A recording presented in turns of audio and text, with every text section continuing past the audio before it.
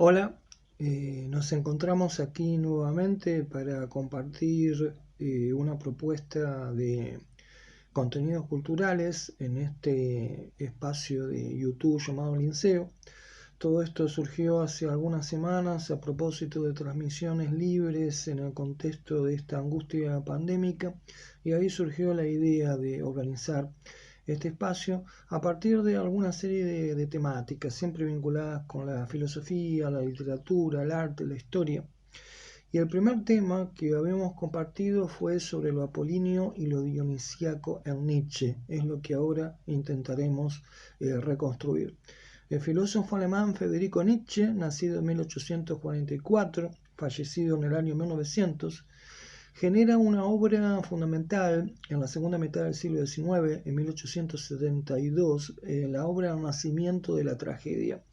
Esta obra supuso una interpretación heterodoxa respecto a la Grecia clásica. En ese momento Nietzsche actuaba como profesor universitario, como filólogo en la Universidad de Basilea en Suiza, y entonces propone una visión sobre la Grecia clásica alternativa o en confrontación con la observación de la hermenéutica, la interpretación habitual entre los colegas de Nietzsche. La Grecia clásica, dentro de ese paradigma de hermenéutica o interpretación corriente, se la veía bajo la noción de una cultura que en el mundo antiguo, en el siglo V a.C., en el periodo de esplendor de la Grecia clásica, ese siglo que es el llamado siglo de Pericles, de la Acrópolis, de Atenas, de la trilogía de los filósofos clásicos de Sócrates, Platón y Aristóteles, esa Grecia clásica era vista a partir de el gran impacto que supuso en el mundo mediterráneo antiguo la aparición de la filosofía, el camino de la razón, disidencia en oposición al paradigma mitológico habitual en la organización de la visión de la realidad. Por lo tanto, la Grecia clásica vinculada con la filosofía y la razón es uno de los rasgos fundamentales que se atribuye, y ese vínculo con lo filosófico racional a su vez implicaba una cultura que se abre fuertemente a nociones como la de la armonía, la proporción, para interpretar la realidad. El cosmos como armonía del universo es parte de esa visión. A su vez, la Grecia clásica de la filosofía, la razón, la armonía, es también la cultura asociada con la sencillez, con la belleza, con la nobleza, y todos estos atributos de la Grecia clásica, bajo la mirada eh, oficial de la interpretación académica del contexto de Nietzsche, se vinculaba con un dios del panteón olímpico de la mitología griega que actuaba como símbolo de esa visión de Grecia, el dios Apolo. Un dios vinculado con atributos solares, diurnos, aunque él en sí mismo no sea un dios del sol, un dios de la transparencia, de la claridad, un dios asociado con la razón, con la lógica, con el equilibrio, con la proporción, con las formas bellas y con cierto tipo de arte apolíneo del cual después hablaremos. Por lo tanto, la visión del apolíneo empieza a emerger como parte de la representación simbólica de esa tópica habitual en el modo de concebir la Grecia clásica por parte del establishment intelectual. Nietzsche, frente a esta postura estandarizada, propone una visión heterodoxa, alternativa, que va a generar rechazo y disputas. Esa visión de Nietzsche en el nacimiento de la tragedia pone en un plano en principio, de igualdad y de integración las dimensiones de lo apolíneo en la visión de Grecia, como también otra visión relacionada con otro dios que rescata del olvido o de su marginación, que es el dios Dioniso. Así empieza a emerger el sendero de lo dionisíaco dentro de su pensamiento como parte de una interpretación distinta de la Grecia clásica y también como una manifestación de su propia cosmovisión, su propia filosofía que elaborará a través de su desarrollo creativo, artístico y pensante. Dioniso es otro dios que emerge en el panteón olímpico griego a partir de ciertas singularidades, pero antes de destacar lo específico del dios Dioniso que Nietzsche acude para su interpretación desde su significado mitológico en sí mismo, observemos que también como parte de esa visión corriente de la Grecia clásica que antes habíamos reconstruido, el dios Dioniso era ubicado en un lugar de marginación, en un lugar fronterizo, secundario, sin mayor importancia.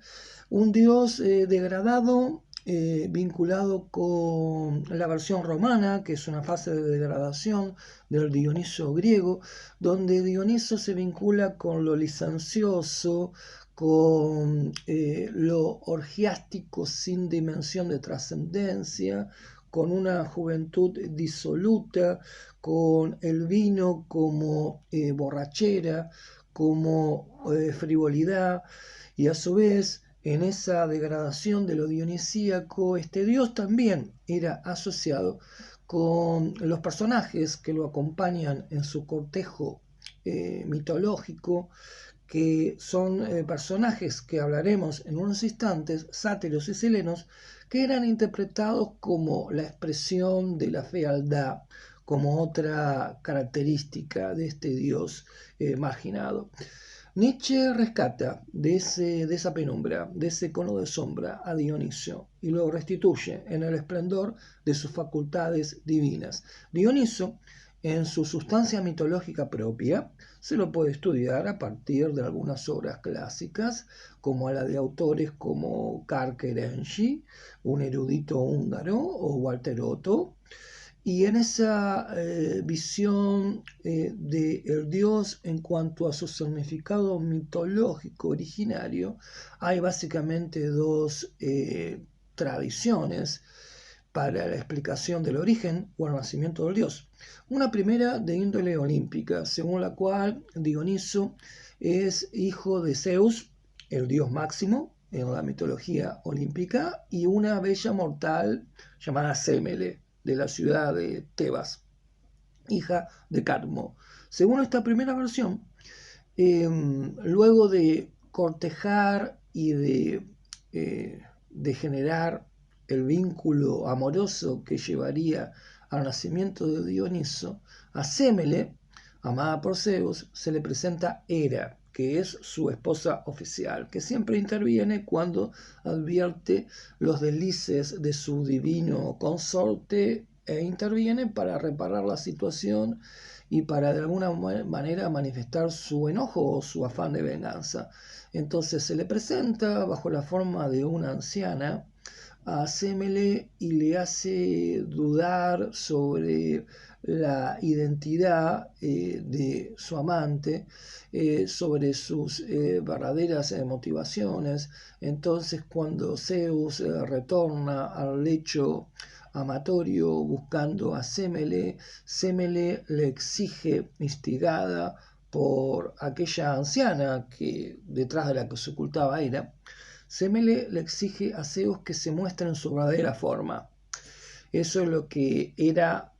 le había sugerido como exigencia para evaluar la calidad del amor de su amante furtivo, que Sémele le dice entonces a Zeus que se le muestre en su verdadera forma. Zeus es reticente en un principio y ante la insistencia de Sémele se muestra en su verdadera forma. Dentro de la tipología mitológica griega, Zeus es un dios vinculado con el cielo, es un dios uranio y por lo tanto es un dios vinculado con las fuerzas celestes relacionadas con el trueno, con la tempestad, con la tormenta. Por lo tanto, la verdadera forma de Zeus, más allá de su representación antropomórfica habitual, era de ser un dios del cielo y de la furia del cielo. Entonces, que Zeus se manifieste en su verdadera forma es que se manifieste con la fuerza del fuego celeste. Así entonces muere Semele carbonizada y Zeus arrebata al niño Dioniso de su feto y luego lo interpola en uno de sus muslos. Y luego del crecimiento, de la gestación del niño Dioniso dentro de su cuerpo, en su muslo, finalmente da a luz. Y esto se vincula con la etimología discutida respecto a Dioniso en cuanto a que sería el dios dos veces nacido. El mito así lo testimonia, su nacimiento dentro de Semele, en el vientre de Semele, y luego el nacimiento a partir del propio cuerpo de Zeus. Esa primera visión del nacimiento de Dioniso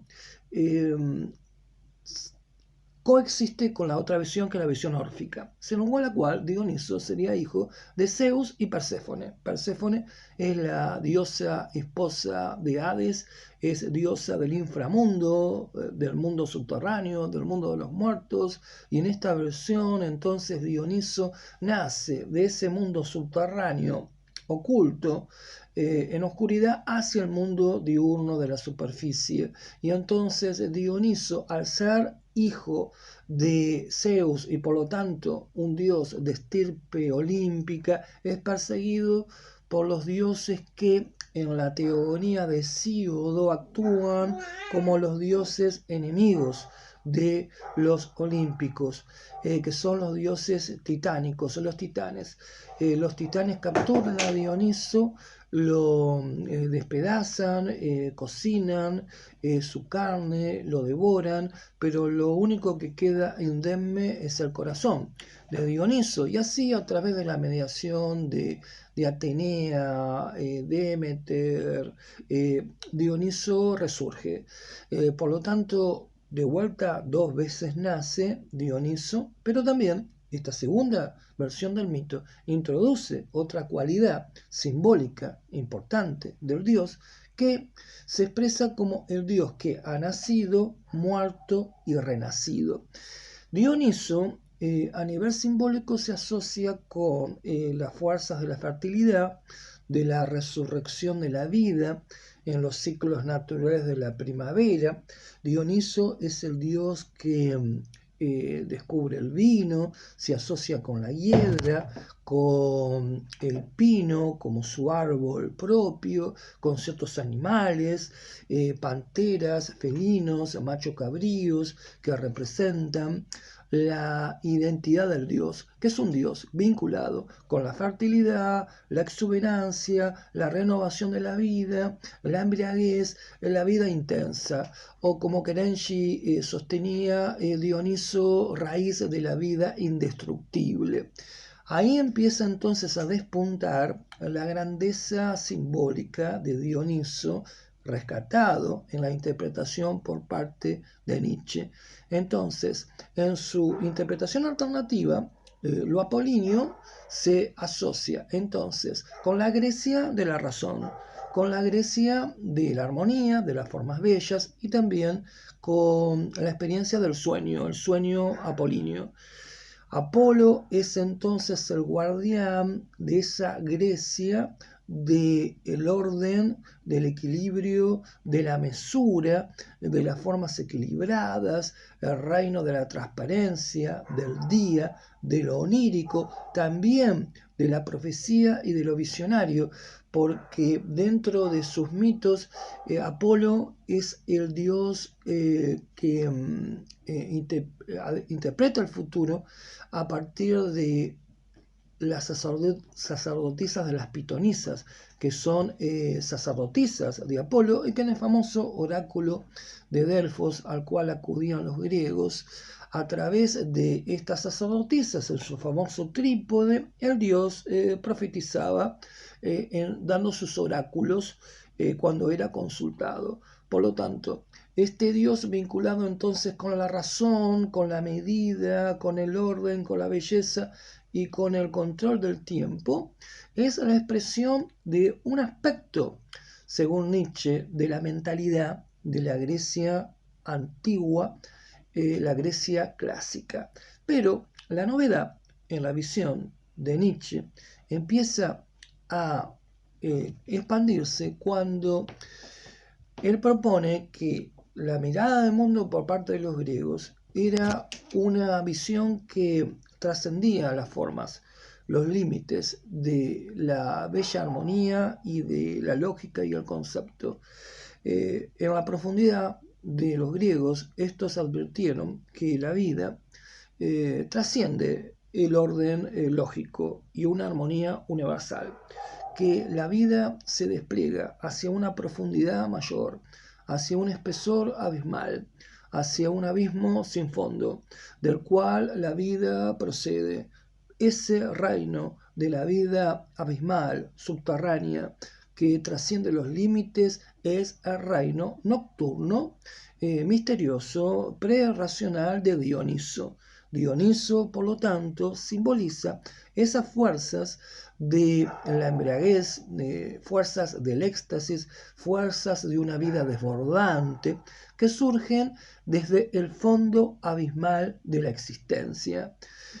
En esa visión de lo dionisíaco como fondo de la vida, Nietzsche también observa que ahí reposa una mirada que comprende la ambigüedad constitutiva de la vida. La vida en profundidad, la vida dionisíaca, es una vida que se manifiesta desde dos rostros contrapuestos. Por un lado, es la vida de la exuberancia, de la intensidad, del placer, de la plenitud, pero a la vez esa profundidad abismal que simboliza lo dionisíaco, se vincula con la intuición del horror, del dolor, del sufrimiento, como otro rasgo indispensable de una visión amplia de la vida. Por lo tanto, la visionaria mirada dionisíaca le permitía a los griegos proyectarse hacia una dimensión honda del ser, en la cual esa dimensión del ser, lo ontológico, el fundamento hondo de la existencia, no sólo se expresa como la geometría armoniosa de las formas, como la arquitectura de la razón que explica y ordena esencias a través de conceptos, deducciones, sino que el reino de Apolo, de la razón y la armonía, es una parte de una realidad mayor en que en definitiva emerge y se asienta sobre esa vida en profundidad que desborda las superficies, esa vida primaria que actúa como matriz, como fuente de la existencia, que es el fondo abismal de la vida dionisíaco. Cuando los griegos se enfrentan ante esa profundidad, emerge también la chispa del pensamiento trágico, la visión trágica como una percepción de esas profundidades en la cual coexiste la plenitud con el horror. Y es a partir de la apertura y la veneración a esa profundidad dionisíaca de la vida que los griegos antiguos organizan una religión que se expresa en su inicio fundamentalmente en el ámbito campesino. Es la religión dionisíaca. Dioniso también en su origen es asociado en algunas visiones como un dios que pudo haber surgido en un ámbito justamente montañoso, fuera de las ciudades, en la región de Tracia, a partir de Sabacio, un precursor de Dioniso, y por lo tanto esa relación de Dioniso con un culto popular, campesino, que luego llega a las ciudades, es parte de la inquietud y de la investigación de Nietzsche en el nacimiento de la tragedia. La religión dionisíaca venera al dios cuando éste regresa todos los años de los viajes que repetía año a año. Dentro de las singularidades de Dioniso se encuentra que, por un lado, Dioniso es el único dios del panteón olímpico que se caracteriza por la locura, perturbado por Hera como parte de un castigo que busca ejercer sobre su propio consorte Zeus. Dioniso emerge como un personaje enloquecido, pero su locura no es una locura regresiva, sino que es una locura vinculada con una locura divina, con una apertura a una trascendencia sagrada superior. El dios de la locura es a su vez el dios del éxtasis, de la exuberancia, también de la danza, y ese dios enloquecido es el dios del movimiento continuo, es el dios del nomadismo, es el dios del viaje. Este segundo aspecto, Dioniso como dios viajero, como dios nómada, lo diferencia de los otros dioses que tienen un asiento sedentario en sus templos en los cuales son venerados. Este es un dios cuya esencia se vincula con la exuberancia, el desborde de la vida. Es un dios que se vincula con la fertilidad. Es un dios que se relaciona con el movimiento, el devenir, y es un dios que también se asocia con la metamorfosis, con la transformación. Esos aspectos hablan de una simbólica de Dioniso, en la cual se expresa mediante las poderosas imágenes del mito una intuición de mundo que estaría en el corazón más profundo de la cosmovisión griega, según la lectura de Nietzsche, yendo más allá de esa reducción de lo griego clásico a una exaltación de la razón como gran innovación cultural en el ámbito de las culturas mediterráneas antiguas. De la mano de Dioniso, a través de su visión, los griegos se sumergen en las profundidades abismales de la vida. Y la vida dionisíaca, es una vida de creatividad, es una vida de plenitud y es una vida asociada con el devenir continuo, la movilidad, la transformación. Dioniso lo expresa estos rasgos profundos de la experiencia de vida que simboliza. Lo manifiesta en su condición de viajar todos los años a los bordes del mundo geográfico conocido por los antiguos griegos. Y en esos viajes, Dioniso es acompañado por un cortejo de seres mitológicos. Están los sátiros, los silenos, que son personajes mitad macho cabrío, mitad humanos. Esto está asociado con algo semejante a su simbolismo a otros personajes mitológicos que son los centauros, que viene a simbolizar que el ser humano, cuando ingresa a la civilización, cuando lo hace a partir de dominar el fuego, de cocinar la carne o de recibir oficios y saberes por parte de un héroe civilizador, como por ejemplo Prometeo, dentro de la propia mitología griega, cuando el humano supone que su acceso a la civilización implica su divorcio, su liberación de su origen animal, cae en una ilusión. Al mismo tiempo que el hombre construye civilización, saberes o incluso expande la razón, el sapiens, el sujeto, sigue siendo un ser orgánico, biológico y animal. Hay siempre una coexistencia entre lo primario animal y el desarrollo civilizatorio vinculado con el espacio de la mente, del espíritu. Por lo tanto, los sátiros, los silenos simbolizan esa coexistencia de lo animal y de lo humano asociado con la civilización. Esto significa que en tanto que el hombre sigue siendo animal, mientras que ya es un sujeto civilizado, sigue estando integrado, sigue siendo parte por su cuerpo del mundo de la naturaleza, del mundo de las fuerzas naturales. Por lo tanto, Dioniso es un dios que lleva al griego a regresar, no olvidar las profundidades de la vida ambivalentes, del horror, el sufrimiento, pero también de la plenitud y el placer, y Dioniso es un camino para no olvidar la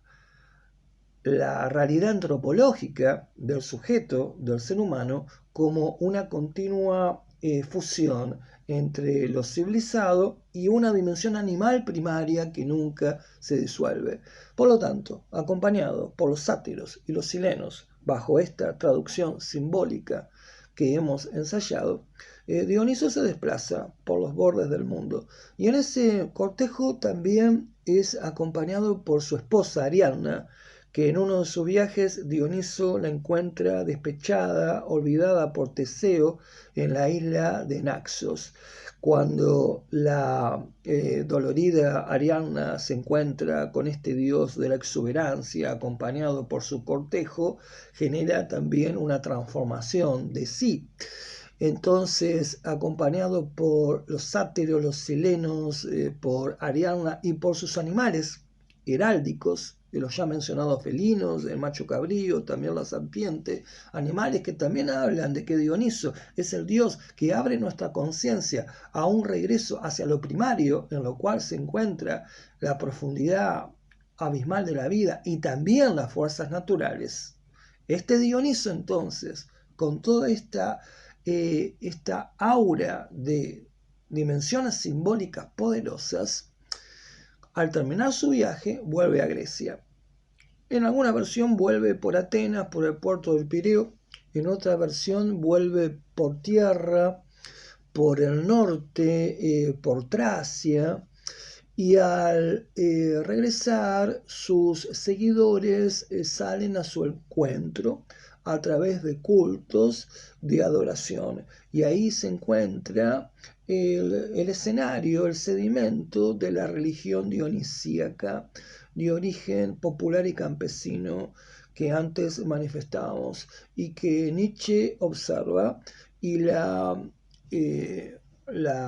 reelabora a través de un culto religioso dionisíaco que gira en torno a un rito, que es una festividad basado en el coro. Los corautas, los integrantes de este coro, son los adoradores del dios que durante el rito se identifican con los personajes míticos que lo acompañan en su viaje. Y entonces, unidos en el coro, de alguna forma empiezan un proceso de superación de su individualidad. Son una sola voz colectiva de adoración hacia el Dios que regresa, y su veneración se expresa a partir de un canto, que es el ditirambo, en el cual se narra esa historia mítica que antes les comenté, en cuanto a que Dioniso nace, muere despedazado por los titanes y después renace. En este poder de resurrección al cual se le cantaba de Dioniso, algunos han destacado que hay posibles similitudes o analogías con el Hijo del Dios Padre cristiano, con Cristo como centro del cristianismo posterior, en tanto que el Hijo de Dios también nace, muere y renace. Y por otro lado, también como parte del culto de Dioniso se encuentra el comer y el beber, la importancia del vino, y algunos también han encontrado alguna semejanza entre la Eucaristía cristiana y los precedentes rituales de Dioniso también. Entonces, dentro de este canto hacia el Dios que regresa, el ditirambo,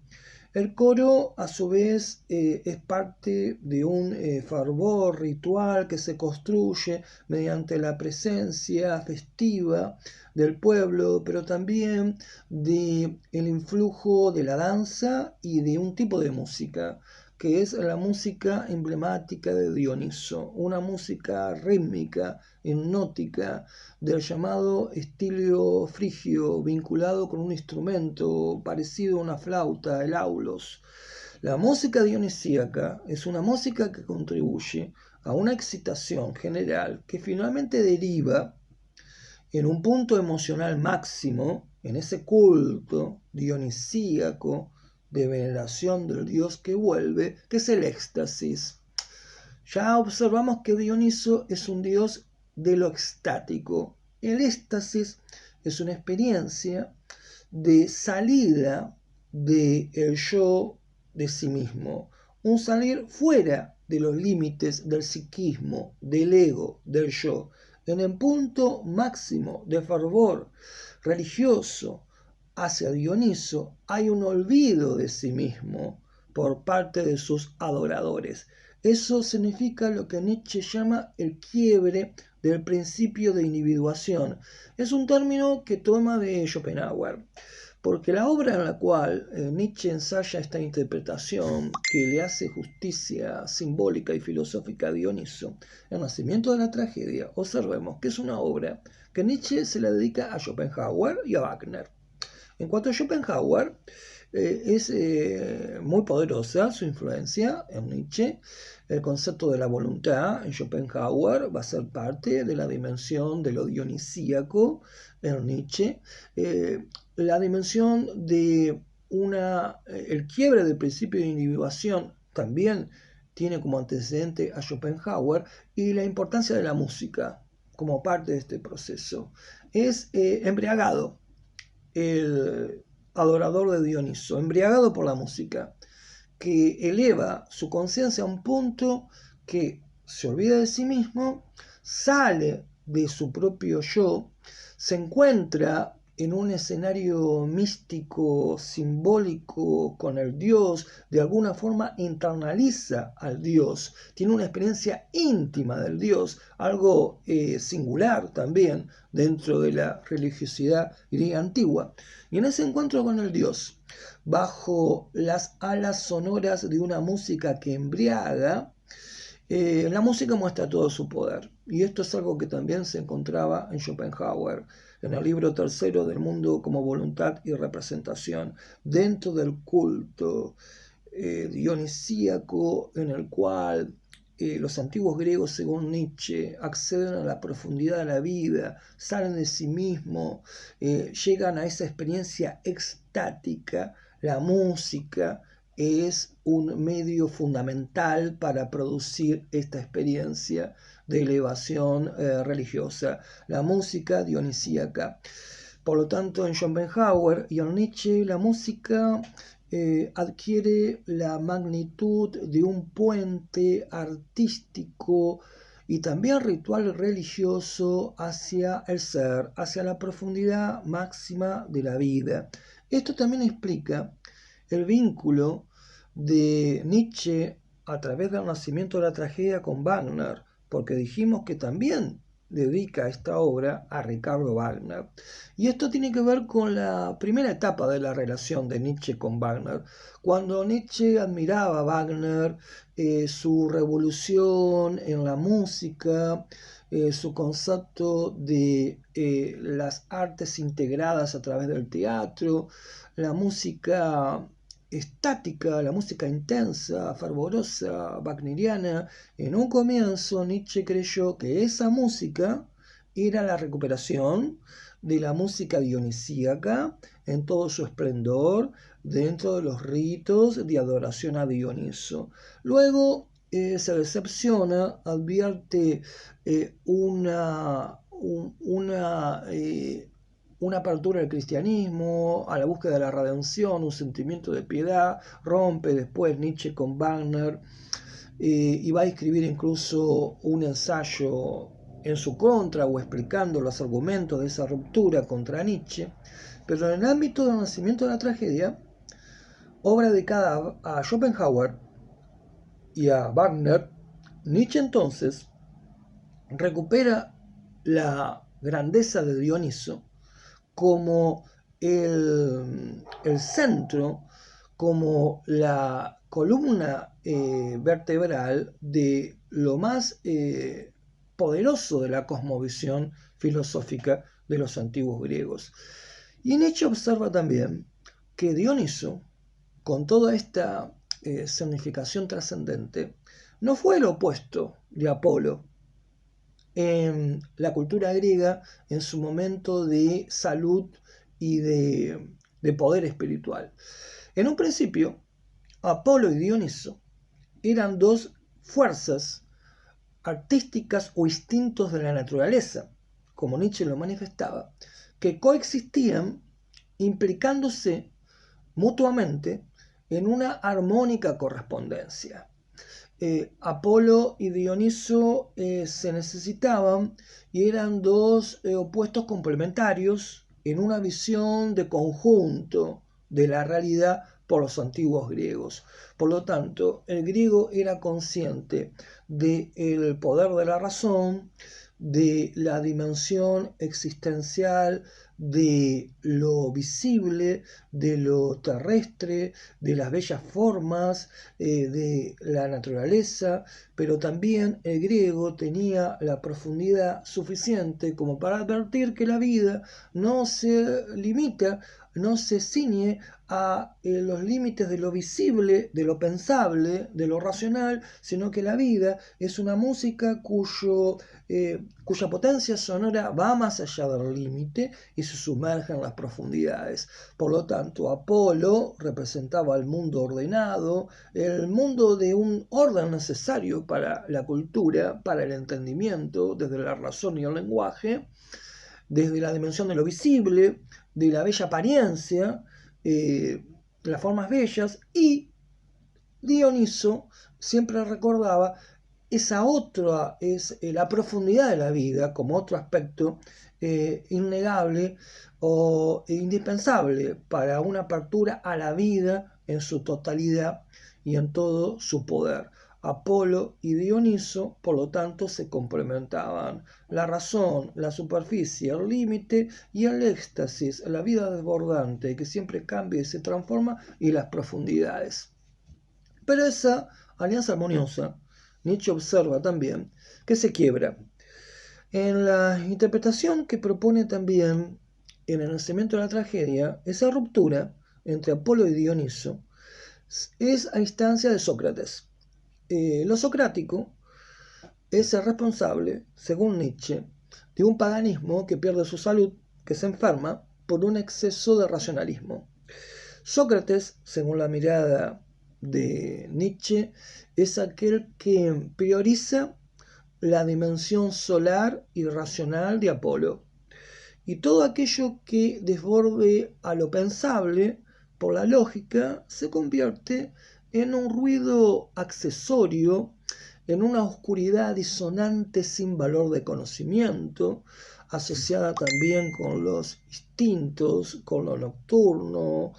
con aquello de lo cual no puede proceder el conocimiento, la razón y la conciencia, que hacen a la identidad espiritual supuestamente verdadera o única del sujeto. Entonces,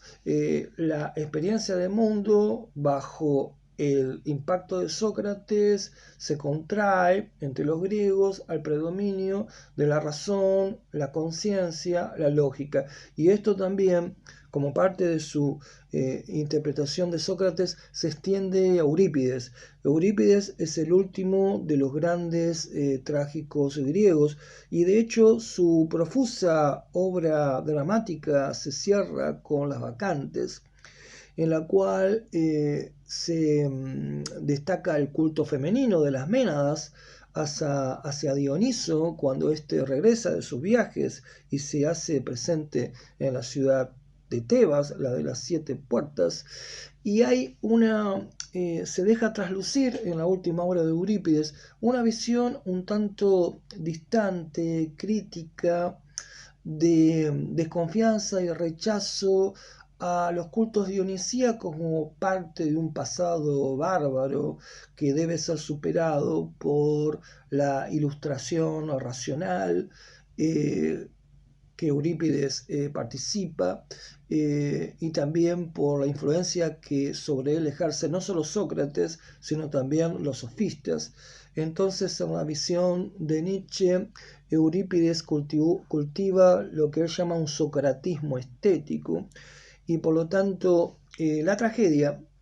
pierde potencia. La tragedia, como forma vinculada con el teatro clásico griego, es otra dimensión fundamental en la visión de Nietzsche respecto a esos cultos dionisíacos. Porque en aquella religión dionisíaca que yo les comentaba, Nietzsche observa que ahí está también el origen del acto teatral, de la representación dramática, del teatro.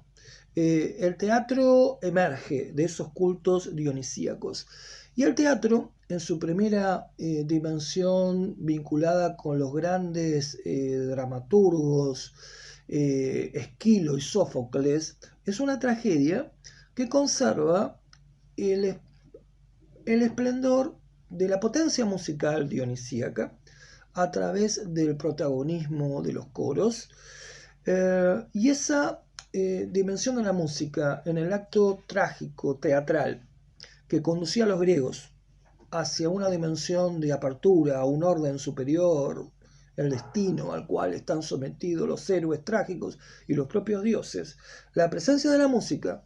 en la tragedia, que sería también una emergencia, un efecto de esos cultos dionisíacos, se empobrece en la representación teatral de Eurípides. La música ya no es el puente hacia lo que supera el ego y extiende la experiencia hacia el orden superior, sagrado, divino, sino que la música para Eurípides se reduce a la representación musical de caracteres, como lo llama Nietzsche. Nietzsche observa que en Eurípides la tragedia se debilita porque en la tragedia anterior el héroe trágico, cuando acepta su destino, contribuye a esa apertura de la conciencia a un orden universal que nos constituye. Por el contrario, en la tragedia de Eurípides, por ejemplo en Medea, y permítanme recomendarles como pie de página, hablando de Medea, la versión de Pasolini, la maravillosa versión de Pasolini con María Callas como Medea. En Medea, obra de Eurípides, el eje pasa de la tragedia que se abre al orden universal, a un destino esencial que eleva al ser humano y que también lo somete. La tragedia se desplaza hacia un antropocentrismo, donde la tensión dramática surte fundamentalmente a través de los conflictos de los personajes, de los cuales son prisioneros y que no pueden superar, y un ejemplo arquetípico de una tragedia construida mediante la intensidad de los conflictos que absorben el alma es la propia Medea, desgarrada por la culpa de haber asesinado a sus hijos como parte de un desquite contra su esposo Jasón. Por lo tanto, en esa tragedia que se hace antropocéntrica, que gira en torno al conflicto humano, según observa Nietzsche, la música también se convierte en una expresión de esos sentimientos dramáticos. La música está al servicio de la psicología, de los caracteres, de los personajes y del dramatismo de los sentimientos de dolor o de culpa. Por lo tanto, la música pierde esa vitalidad de ser un puente sonoro y espiritual hacia una realidad trascendente y de mayor magnitud, más allá del ego encerrado en sí mismo y en sus propios conflictos. Por lo tanto, lo dionisíaco para Nietzsche es algo que le permite entender un punto de salud, de esplendor, de profundidad en la apertura del griego antiguo hacia lo amplio de la realidad. Y al mismo tiempo, como Dioniso es excluido dentro de la propia cultura griega antigua, y esto es parte de una decadencia del paganismo que sería un preludio de la llegada posterior del cristianismo, donde Platón actúa también como un antecedente, según esta visión. Y por otro lado, lo dionisíaco también, para Nietzsche, como adelantamos, es parte de una categoría que él, desde una cultura pagana premoderna, extrapola a su horizonte contemporáneo para urdir una crítica cultural sobre su propio presente, donde la cultura contemporánea de Nietzsche se caracteriza como una cultura decadente, y lo decadente en Nietzsche se vincula con la pérdida de vitalidad, con el divorcio respecto a las fuerzas primarias dionisíacas de la existencia, con una decadencia que se vincula con la psicología sacerdotal, la negación de la vida amplia, como dolor, como placer, la vida que fluye a través de los instintos y el cuerpo, una vida que se repliega a una visión debilitada y abstracta de la existencia, separada de las fuerzas dionisíacas mayores. La negación de este mundo por parte del cristianismo sería parte de esa decadencia, pero también cierta actitud filosófica que Nietzsche vinculaba con lo que llamaba la voluntad de verdad, que es reducir la realidad al orden de la transparencia de la razón y una verdad fundamento como espinazo, sostén metafísico de la existencia, que pretende ser una verdad inmutable, distinta a la vida amplia, dionisíaca, de lo que desborda la razón y lo que es movimiento y transformación constante, lo opuesto de una supuesta verdad inmutable. Por lo tanto, el sujeto moderno replegado sobre sus visiones metafísicas inalterables pierde contacto con lo dionisíaco. Eso genera un proceso de decadencia en el cual también, y finalmente, la música también es partícipe de esto, porque en el nacimiento de la tragedia Nietzsche habla, después de hacer una meticulosa crítica de la ópera que ahora no vamos a reconstruir, Nietzsche habla de la pérdida del oyente estético como un aspecto de la cultura moderna decadente. Esto supone la pérdida de esa experiencia de fusión con la música como una potencia emocional, sensitiva, que nos saca de nuestros propios límites lógicos y psíquicos para ponernos en contacto con esa realidad mayor desde el borde, la renovación, la exuberancia dionisíaca y también de su profundidad abismal. Es la pérdida de la apertura hacia la música con ese poder de ponernos en comunicación con el ser, con la profundidad, con el abismo, desde el cual la propia vida dionisía, la propia vida apolínea, con sus formas y sus límites, surge. Por lo tanto, Nietzsche, con lo apolíneo y lo dionisíaco, nos propone una nueva interpretación de la Grecia clásica que en parte actúa como los inicios de su lectura crítica respecto a la cultura moderna, y en definitiva la visión dionisíaca acompañará todo su pensamiento, y esta experiencia dionisíaca de mundo es parte de la expresión de una experiencia que es filosófica pero que también es estética, es artística, porque Dioniso supone un magnetismo que llama hacia el poder de la música, hacia el poder del arte fundido con los ritos, una fuerza ritual y artística, la dionisíaca, que según la lectura de Nietzsche abre la conciencia, supera sus límites y la pone en comunicación con las profundidades mismas de la vida. Bueno, esto ha sido una aproximación parcial, limitada, insuficiente, simplemente una aproximación hacia lo apolíneo, lo dionisíaco en Nietzsche y más allá, todo lo que permite para pensar en esta unión entre un pensamiento crítico, un pensamiento creativo y su unión también con el arte como parte de la recuperación de una percepción más profunda de la vida. Gracias por haber compartido esto. Si llegaron hasta acá, siempre está la posibilidad de contribuir a que esto se difunda en este canal que estamos tratando de llenar o de darle nuevos contenidos y energía para hacer propuestas, compartir el entusiasmo por cuestiones culturales, para pensar en el cruce entre filosofía y arte. Y bueno, seguiremos, nos encontraremos en otro momento. Les envío un gran saludo.